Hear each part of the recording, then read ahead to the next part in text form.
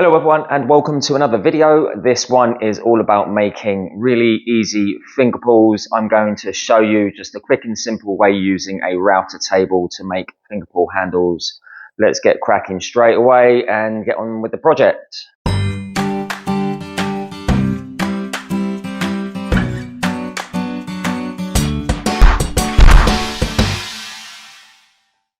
So I've been updating the Ultimate Workbench, doing little bits of snagging here and there. I have changed the drawer runners over from push release to standard runners, so I need a form of handle on all the fascias.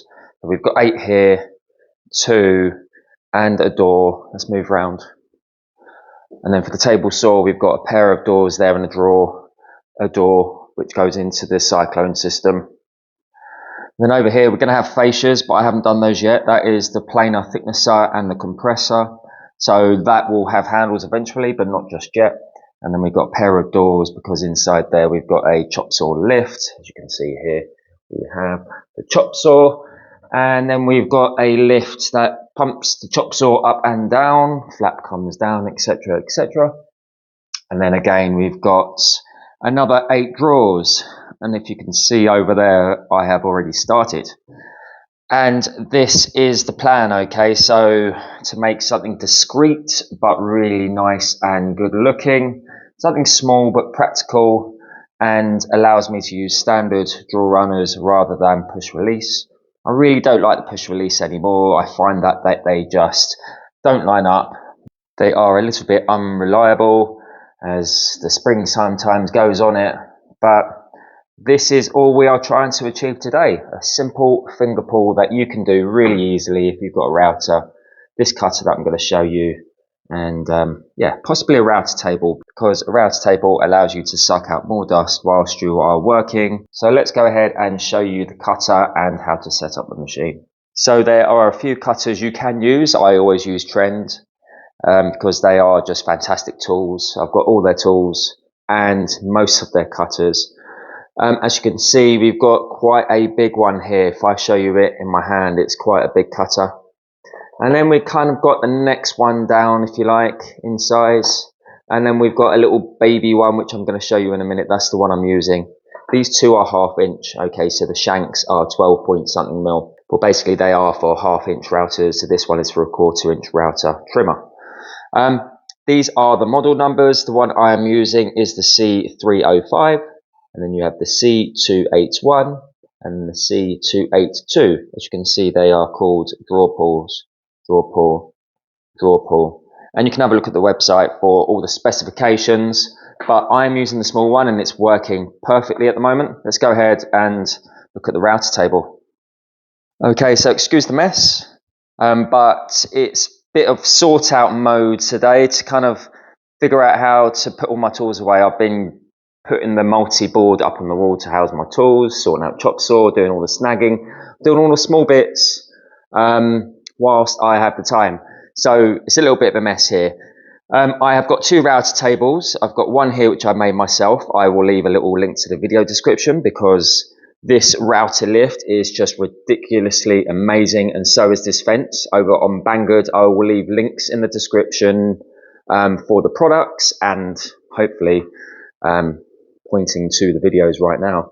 But it really is fantastic, both of them, if I'm honest, and I had to make a little simple router table for it, so I've got a video on how to make that. I have simply just got a Makita powered trimmer in there, a 65mm trimmer, and you can do this yourself. You can make this table in probably a couple of hours. All you'll need to do is have that router trimmer and buy this and this from Banggood, and they are absolutely outstanding value. I'm using the Trend T35 Hoover, and I'm using the C305 cutter. Okay, so the power isn't on, hence the reason I'm touching the blade. I've unplugged it from the wall, but there it is. It's very small, it's diddy, but believe it or not, that does everything it needs to do on the handle, on the drawer fascia, to give you that handle. You wouldn't have thought it, would you? So I will go ahead, grab a fascia and show you how to set this up. So before we do, let me just talk about where I have placed it. I've placed it dead central, And that's what I'm going to do on all of my doors and fascias. So I found the center and I worked out I wanted about 60mm in width. So I found my center line and came across 30 and 30 to my front lines, or basically to that edge. You can see a pencil mark there. But I'm not that fussed if the handle was 58 or 62, for example, but it's around 60mm. So that's the measurements that I want, because I need that to move my fence stoppers in the right position to give me the width of that handle. So I'm going to take the fascia off just to show you. So it needs to be done upside down, okay? So it is going to machine your piece like so. Be aware that because Birch Ply has layers, you are going to need to have the handle routed into one of those light layers. Can you see it's stopped there halfway on a light layer? Otherwise you will see black here. So that's very important. If you are just routering this into MDF, then it doesn't really matter. But yeah, if you have this cutter too high, it will eat into this face, okay? So basically that little lip at the bottom, that little part of the cutter needs to be low enough so it doesn't eat into the face of your piece. If you have it set too high, then it will.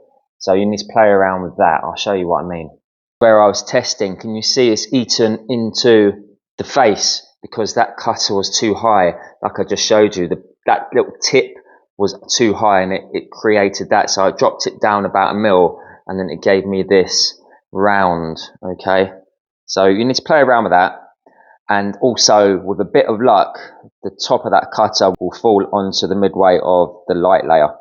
It did for me anyway, and it should do on Birch Ply. To be honest, all the birches, even if it's different thicknesses, 25, 6, the layers, I believe, are the same width or the thickness of each layer, so you should be fine. So if we have a look at this profile here, okay, so that is the shape of the cutter, isn't it? That round. So we basically need to find, well, the inside curve, that inside of the blade, just there, that will be the front seen face, okay? I'm going to show you now.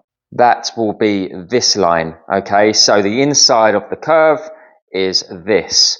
So when you're trying to mark out your stoppers, for example, you've got a stopper here, a start and a stop cutter, because you're going to be going from this side across and hitting that stopper and then pulling it back out, and that gives you the width. Yeah, so just make sure that the lines that you've got here and here, your 60mm, relate to the inside of that curve on this side and the inside of the curve on that side. Okay, so basically just eye it up here and then have it in place, lock your stopper, have it over here, line it in place on that side.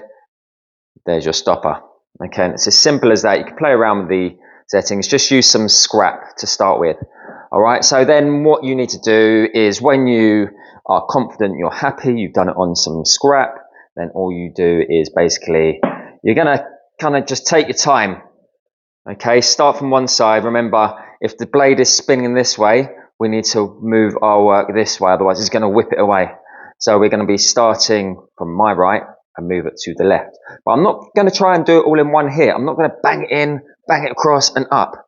It's going to take off far too much material and we're going to be left with a burn. Sometimes birch is a nightmare for that, and you will need a sharp cutter for this. If you are doing something high end, just get yourself a sharp cutter. Don't even try and use a blunt one. So I generally just start away from my stopper. Don't use all the limits set yet, because that's going to be your last pass. Okay, I start there and I push it in a little bit, move it, and out. And I keep doing that until more and more meats come out, and more until I'm left with only 1mm or so left to do. And then my final pass is hit the stopper here without touching the blade. Then I push it in. Then I move it over. It hits that stopper. And then I pull it out square, okay? So when you pull it out square, just make sure that you don't go whoop like this on the last bit with it still cutting. Otherwise, it's going to take this notch out here. So it's square, so keep your workpiece square to the fence, hit the stopper, like so, push it in, move it across, come out square, and once you know it's not cutting anymore, maybe just move it away and pull it, right? And that is basically it. So I hope that's helped. We're going to do one together just now. Hopefully I don't mess it up because these fascias all line up. They were cut out of a single piece, so all the grain lines back up once they are back on the drawers. So I can't make any mistakes. So let's go ahead and put this one back to start with and take a unrouter's fascia off, and I'll show you one being machined. Okay, so before I let go of this, it's pretty hard filming in one hand. I just need to make sure that I have this orientated the right way and I don't mess it up. So as you can see it, that is the front face. Okay, I believe Sean has marked the back when he was doing this. So you've got 2 arrows left and right, and you've got an arrow pointing to the front edge. So there we go. This is where we need to put the handle. We go around this way like this. We pick it up like this. Remember, you can always mark it so you don't get it wrong. Mark it on the face. And then we're going to place it down like this. That is how we are going to router it, okay? So I'm going to set the camera up. We're going to do one together, and hopefully that will give you enough information to be able to do this yourself. It's not hard. Yeah, let's go ahead and get that machined. Okay, so hopefully you can see me enough. I've tried to set this up so you can see as much as possible as the overall view. Maybe not close-ups, but you can see here's a stopper here, and here's a stopper here. So I'm going to take my time, remember, initially, and just take my time. It might take a few minutes. And then my last pass, I'm going to hit this stopper, move it across nice and tight up against the fence, up against that stopper, pull it away square, everything square. I've got my hoover, my T35 from Trend set up. Remember, Trend in here, Trend here too. Really great products. I've got my hoover set up, and the hose is as close to the tip as possible to suck out as much as we can. Yes, as soon as I turn the trimmer on, which the button is underneath, it will turn the hoover on. But before we do that, go ahead and turn that switch on. Yeah, point of no return now. Let's go for it.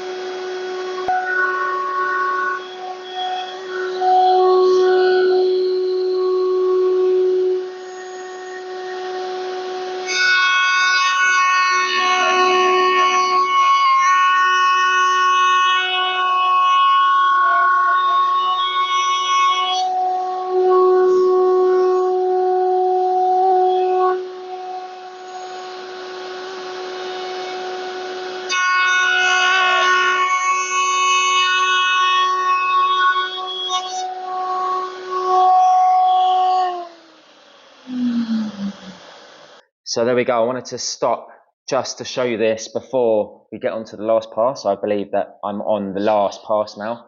So as you can see, there's not much burning, but we're not worrying about that because we will take that off if there was any burning. So now's the time to go pretty quickly. So I've only got maybe a mil left to take off. So I need to go in, move quick. If I'm stopped, it's going to burn. So we just need to make sure we're free flowing, not stopping the piece at any time. Just go for it nice and smooth, but be confident. Otherwise, if you stop it, it's going to burn it. So we want to minimize how much sanding or finishing we do right at the end. Hopefully none, but there always is something. So let's go ahead and do that one pass and I'll show you it all complete.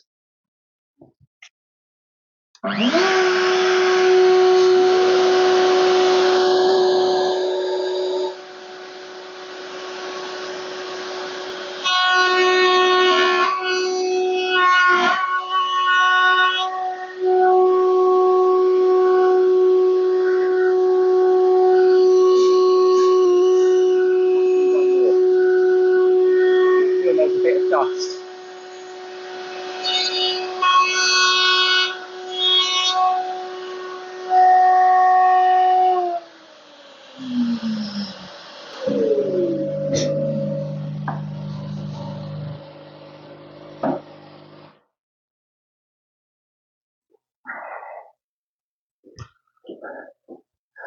So there we go, guys. What do you think? Really, really quick and easy, isn't it? It's not as hard as you think it is. Oops. And it gives you such a nice detail. I think go for small, don't go for wide. I think these look nice when they're diddy, especially when you've got multiple lined up. 50, 60 mil is what I like to do. 100 mil, a bit too big, a bit too common. I quite like the small little finger pulls. And there you go. Hardly any cleaning. Let me give you a little bit of a close-up.